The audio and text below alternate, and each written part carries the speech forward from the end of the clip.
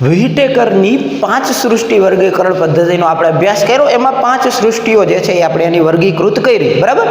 પહેલી સૃષ્ટિ હતી મોનેરા, બીજી ફૂગ સૃષ્ટિ, બીજી પ્રોટિસ્ટા, ત્રીજી ફૂગ સૃષ્ટિ, ચોથી વનસ્પતિ અને પાંચમી પ્રાણી સૃષ્ટિ। એમાં આગળની ચારેય સૃષ્ટિઓનું વર્ગીકરણ આપણે અભ્યાસ કર્યો। હવે આપણે જે નવું ચેપ્ટર આજે શરૂ કરવા જઈ રહ્યા છીએ, ચોથું ચેપ્ટર છે આપણું, જે છે પ્રાણી સૃષ્ટિનું વર્ગીકરણ। આપણે પ્રાણી સૃષ્ટિને કેવી રીતે વર્ગીકૃત કરી શકીએ છીએ?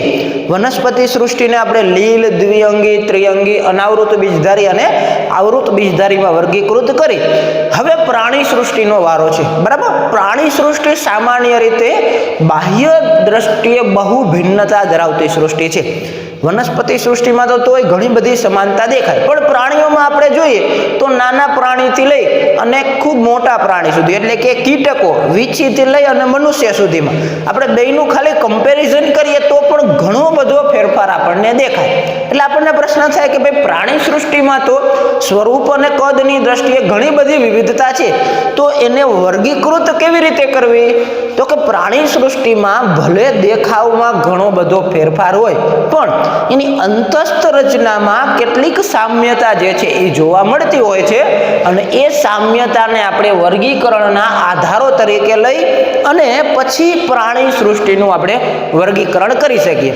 એટલે આપણે આ પાઠમાં પ્રાણી સૃષ્ટિનું વર્ગીકરણ અલગ અલગ જે છે એ સમુદાયોમાં કરવાના છીએ, પછી એના પેટા વર્ગો જે છે એના વિશે પણ આપણે વિસ્તૃત અભ્યાસ કરશું, બરાબર।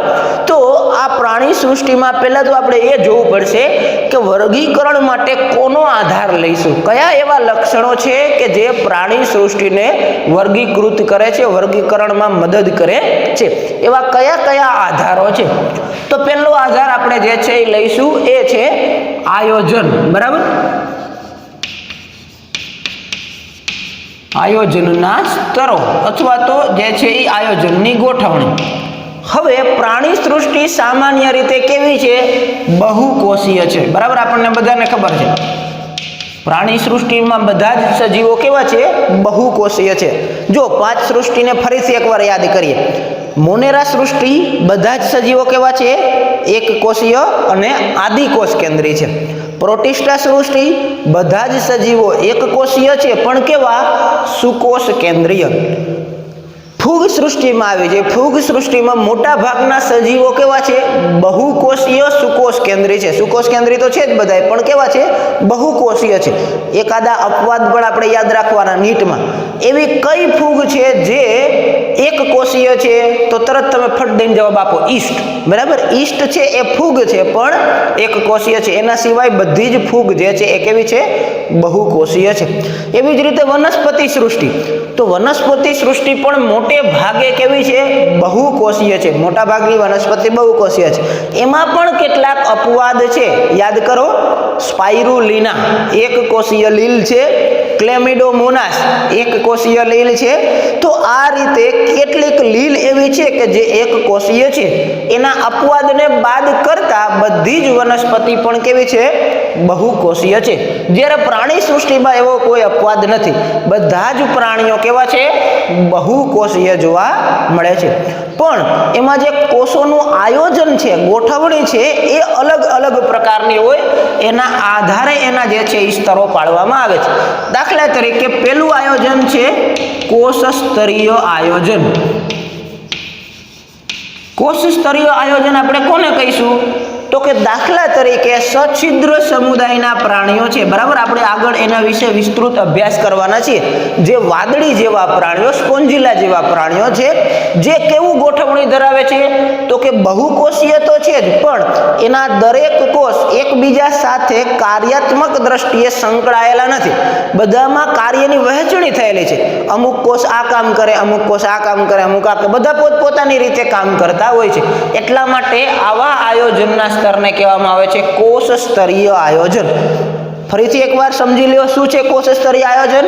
તો કે સછિદ્ર સમુદાય જેવા પ્રાણીઓ, વાદળી જેવા પ્રાણીઓમાં બહુકોષીય દેહ છે, કોષ ઘણા બધા જે છે એ જોવા મળે છે, પણ દરેક કોષ કાર્યાત્મક રીતે એકબીજા સાથે સંકળાયેલો નથી। દરેક કોષ કાર્યની વહેંચણી ધરાવે છે. ચોક્કસ કોઈ કોષ ચોક્કસ અલગ કાર્ય કરતો હોય, બીજો કોષ બીજું કાર્ય કરતા હોય, તો આવા પ્રકારની ગોઠવણીને કોષ સ્તરીય આયોજન કહેવામાં આવે છે. બીજું આયોજન લઈએ, એ છે પેશી સ્તરીય આયોજન. દાખલા તરીકે પેશી સ્તરીય આયોજન આપણને જોવા મળે છે હાઇડ્રા જેવા કોષ્ઠાંતરી પ્રાણીઓની અંદર. જો તમને આ નવા જે છે એ શરૂઆતમાં નામ લાગશે, પણ આપણે એના વિશે વિસ્તૃત અભ્યાસ કરશું એટલે એ પાકા થઈ જશે. બરાબર, અત્યારે ખાલી ઉદાહરણો યાદ રાખો. સછિદ્ર સમુદાયમાં કોષ સ્તરીય આયોજન જોવા મળે છે. કોષ્ઠાંતરી સમુદાયમાં કેવું આયોજન જોવા મળે છે? પેશી સ્તરીય આયોજન જોવા મળે છે. પેશી સ્તરીય આયોજન એટલે શું? તો કે કોષો ભેગા મળી કાર્યાત્મક રીતે પેશીની રચના કરતા હોય અને પેશીઓ સાથે મળીને કોઈ કામ કરતી હોય તો એને કહેવામાં આવે છે પેશી સ્તરીય આયોજન. તો કોષ્ઠાંતરી છે, કંકતધરા જે છે, આવા સમુદાયોમાં એકલા કોષો નથી સ્વતંત્ર આની જેમ, પણ એ કોષો ભેગા મળી અને પેશી બનાવે છે અને પછી પેશીઓ જે છે એ પોતે આયોજન જે છે એ કરતી હોય છે. તો એવા આયોજનને પેશી સ્તરીય આયોજન કહેવામાં આવે છે. ત્યાર પછીનું આયોજન છે અંગ સ્તરીય આયોજન.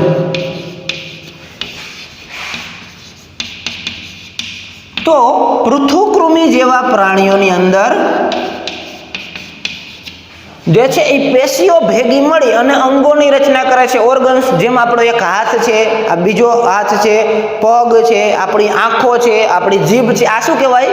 અંગો કહેવાય. બરાબર, એમ જેમ જેમ આપણે વિકાસની દ્રષ્ટિએ આગળ જતા જઈએ એમ એમ પ્રાણીઓમાં પહેલા ખાલી કોષો જ હતા, પછી કોષો ભેગા મળી અને પેશીઓની રચના કરતી હતી કોષ્ઠાંતરી જેવા સમુદાયમાં. પૃથુકૃમિ જેવા સમુદાયના પ્રાણીઓમાં પેશીઓ ભેગી મળી અને અંગોની રચના કરે અને એ અંગો એક સાથે કામ કરતા હોય તો એવા આયોજનને અંગ સ્તરીય આયોજન કહેવામાં આવે છે.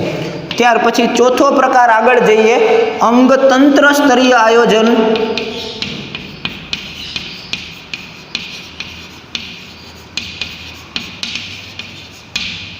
એ જોવા મળે છે આપણને નુપુરક છે, સંધિપાદ છે વગેરે. બરાબર, આગળ હું તમને નથી લખતો, ઘણા બધા સમુદાયો છે. મેરુદંડી છે, સામી મેરુદંડી છે, સુળત્વચી છે. બરાબર, આ બધા જ સમુદાયોની અંદર અંગતંત્ર સ્તરીય આયોજન જોવા મળે છે. ડોટ કરી નાખીએ, જ્યારે આવશે ત્યારે એ આપણે ડિટેલ આગળ જોઈશું. બરાબર, તો નુપુરક, સંધિપાદ, સામી મેરુદંડી, મેરુદંડી, સુળત્વચી, મૃદુકાય, આ બધા જ સમુદાયો કેવું આયોજન ધરાવે છે? અંગતંત્ર સ્તરીય આયોજન ધરાવે છે. એટલે અંગતંત્ર સ્તરીય આયોજન એટલે શું? તો કે જેમાં અંગો ભેગા મળી અને અંગતંત્રની રચના કરતા હોય. દાખલા તરીકે એક સિમ્પલ એક્ઝામ્પલ આપું. આપણું પાચન તંત્ર છે, તો આપણા પાચન તંત્રમાં આપણું મુખ, આપણા દાંત, આપણા જીભ, આપણી અન્નનળી, બરાબર, આપણું જઠર, નાનું આંતરડું, મોટું આંતરડું, આ બધાય અંગો ભેગા મળ્યા અને એક સિસ્ટમ બનાવી જેને આપણે નામ આપ્યું પાચન તંત્ર.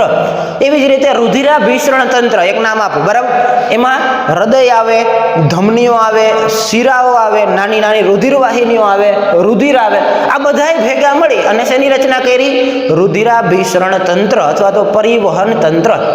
તો આવી રીતે જુદા જુદા અંગો ભેગા મળી અને અંગતંત્રોની રચના કરતા હોય જે પ્રાણીઓમાં, એવા આયોજનને કહેવામાં આવે છે અંગતંત્ર સ્તરીય આયોજન. તો આયોજનની દ્રષ્ટિએ આ ચાર પ્રકારના આયોજન પ્રાણીઓમાં જોવા મળે છે. કેટલાક પ્રાણીઓ કોષ સ્તરીય આયોજન ધરાવતા હોય, દાખલા તરીકે સછિદ્ર સમુદાય. કેટલાક પ્રાણીઓ પેશી સ્તરીય આયોજન ધરાવતા હોય, દાખલા તરીકે કોષ્ઠાંતરી સમુદાય. કેટલાક પ્રાણીઓ અંગ સ્તરીય આયોજન ધરાવતા હોય, દાખલા તરીકે પૃથુકૃમિ સમુદાય. અને કેટલાક પ્રાણીઓ અંગતંત્ર સ્તરીય આયોજન ધરાવતા હોય, દાખલા તરીકે નુપુરક, સંધિપાદ વગેરે. તો આવી રીતે સ્ટેપ બાય સ્ટેપ જેમ આપણે આગળ જતા જઈએ એમ આયોજનના સ્તરમાં બદલાવ થતો જાય. હવે આમાં કીધું કે અંગતંત્ર સ્તરીય આયોજનમાં તો કેટલાય પ્રકાર છે, નુપુરક છે, સંધિપાદ છે, બરાબર, વગેરે વગેરે છે. મૃદુકાય છે, સુળત્વચી છે, સામી મેરુદંડી છે વગેરે. એમાં પણ બધાયમાં અંગતંત્રો સરખા હોતા નથી. દાખલા તરીકે એક પાચન તંત્રની જ વાત કરીએ, બરાબર, તો પાચન તંત્ર બે પ્રકારનું જોવા મળે છે, અપૂર્ણ પાચન તંત્ર અને સંપૂર્ણ પાચન તંત્ર અથવા તો પૂર્ણ પાચન તંત્ર, બરાબર. અપૂર્ણ પાચન તંત્ર એટલે કે સૂત્રકૃમિ અને પૃથુકૃમિમાં જે છે આપણને જોવા મળે આ રીતે.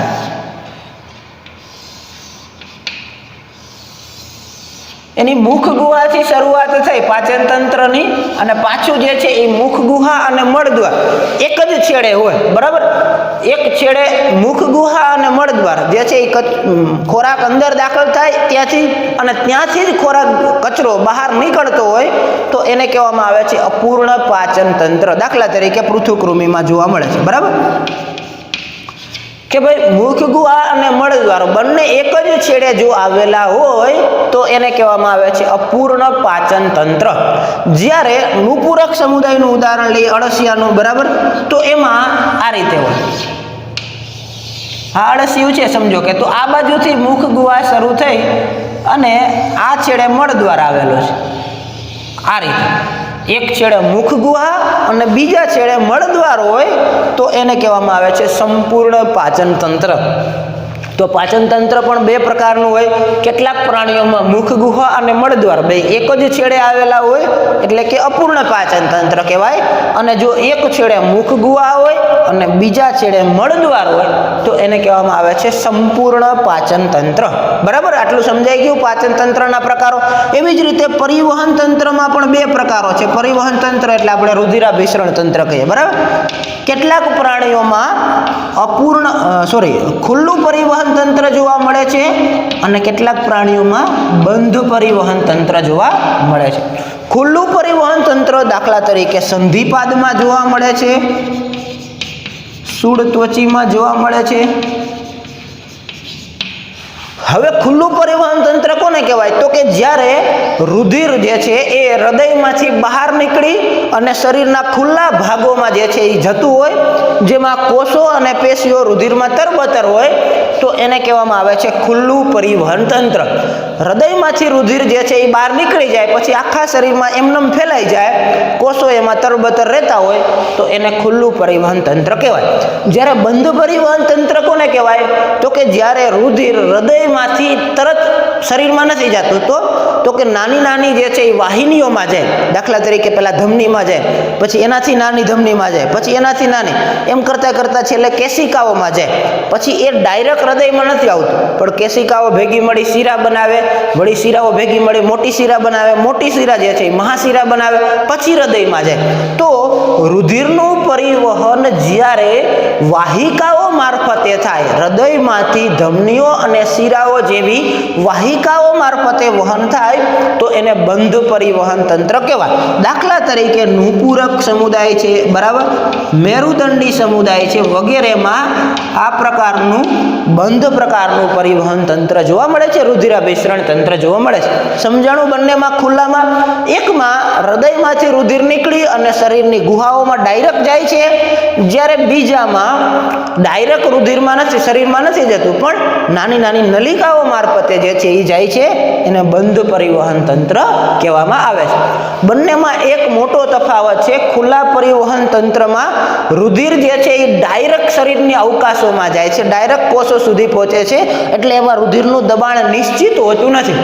જ્યારે બંધ પરિવહન તંત્રમાં રુધિરનું દબાણ નિશ્ચિત હોય છે.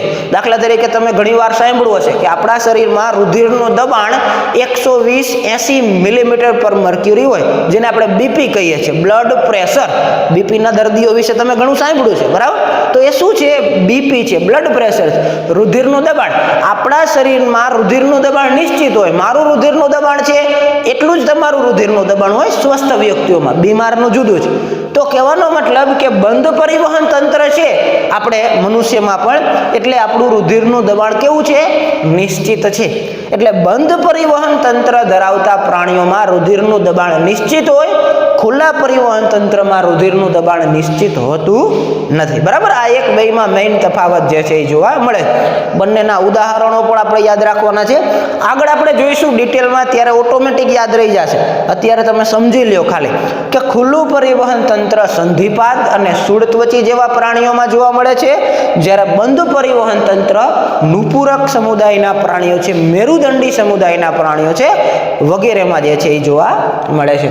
તો આ રીતે તે આયોજનના સ્તરોની દ્રષ્ટિએ 4 પ્રકારના આયોજનો જે છે એ જોવા મળે છે. એના આધારે આપણે પ્રાણીઓનું વર્ગીકરણ કરી શકીએ છીએ.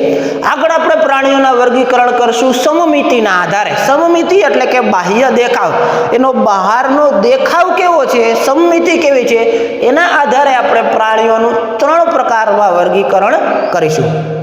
પ્રાણીઓના વર્ગીકરણનો બીજો આધાર છે સમમિતિ. સમમિતિ એટલે કે એનો બાહ્ય દેખાવ, એ બહારથી કેવા દેખાય છે એના આધારે પણ આપણે એનું વર્ગીકરણ કરી શકીએ. તો બહારથી દેખાવના આધારે 3 પ્રકારની જે છે એ સમમિતિ જોવા મળે છે. એક છે અસમમિતિ, બીજી છે અરીય સમમિતિ,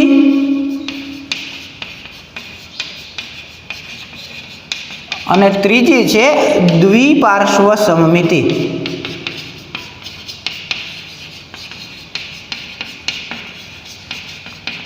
અસમમિતિ એટલે કે જ્યારે કોઈ પણ પ્રાણીના શરીરને આપણે કોઈ પણ અક્ષ ઉપરથી જો વિભાજન કરીએ, એના 2 સરખા ભાગ થતા ન હોય તો એવી સમમિતિને અસમમિતિ કહેવાય. ઉદાહરણ તરીકે લઈએ તો સછિદ્ર સમુદાયના પ્રાણીઓ, વાદળી જેવા પ્રાણીઓ. હવે વાદળી જેવા પ્રાણીઓના દેહનો આકાર કોઈ નિશ્ચિત નથી. આ રીતે સમજો કે એનો આકાર છે.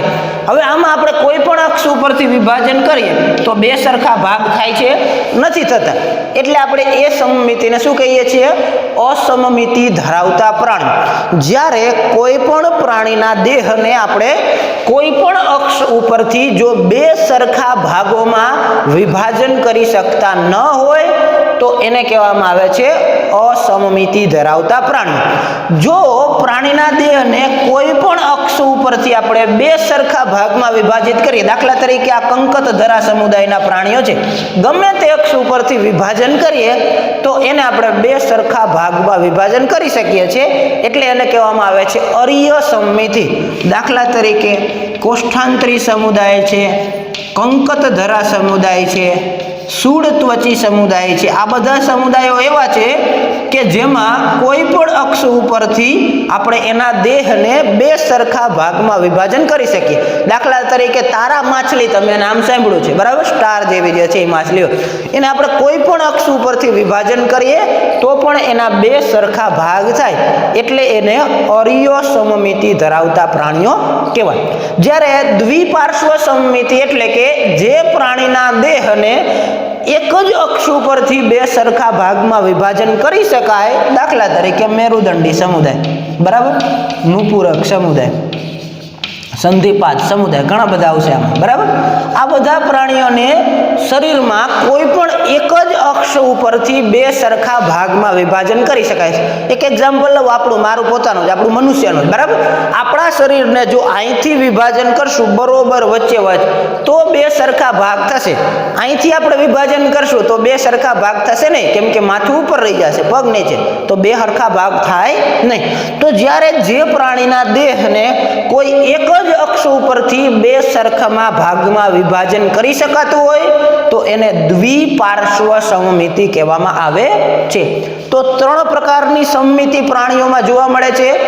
અસમમિતિ એટલે કે કોઈ પણ અક્ષ ઉપરથી 2 સરખા ભાગ થતા ન હોય એને અસમમિતિ ધરાવતા પ્રાણીઓ કહેવાય. ઉદાહરણ તરીકે સછિદ્ર સમુદાયના પ્રાણીઓ. જ્યારે કોઈ પણ અક્ષ ઉપરથી વિભાજન કરીએ 2 સરખા ભાગોમાં વિભાજન થઈ શકતું હોય તો એને અરીય સમમિતિ કહેવાય. દાખલા તરીકે કોષ્ઠાંતરી પ્રાણીઓ છે, કંકતધરા છે, સૂળ ત્વચી છે, આ બધા પ્રાણીઓને કોઈ પણ અક્ષ ઉપરથી આપણે 2 સરખા ભાગમાં વિભાજન કરી શકીએ છીએ. દ્વિપાર્શ્વ સમમિતિ એટલે શું?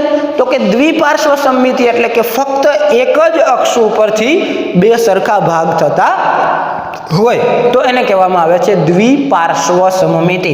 મેરુદંડી સમુદાય છે, નુપુરક છે, સંધિપાદ છે, આ બધા સમુદાયોને આપણે એક અક્ષ ઉપરથી 2 સરખા ભાગમાં વિભાજન કરી શકીએ છીએ, બીજી કોઈ અક્ષ ઉપરથી કરી શકતા નથી. એટલે આવા પ્રાણીઓને આપણે દ્વિપાર્શ્વ સમમિતિ ધરાવતા પ્રાણીઓ કહીએ છીએ.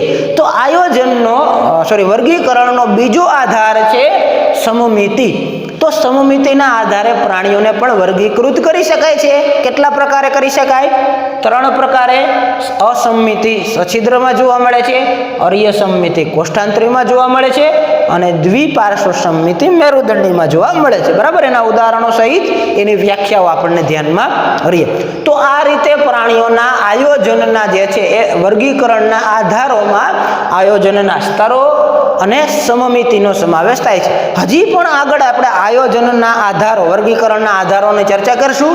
એમાં દેહ કોષ્ઠની પણ વાત આવશે, ગર્ભસ્તરની વાત પણ આવશે, ખંડતાની પણ વાત આવશે. તો આ બધા પણ વર્ગીકરણના આયોજનના આધારો છે. તો એના વિશે આપણે આવતા લેક્ચરમાં અભ્યાસ કરશું. બરાબર.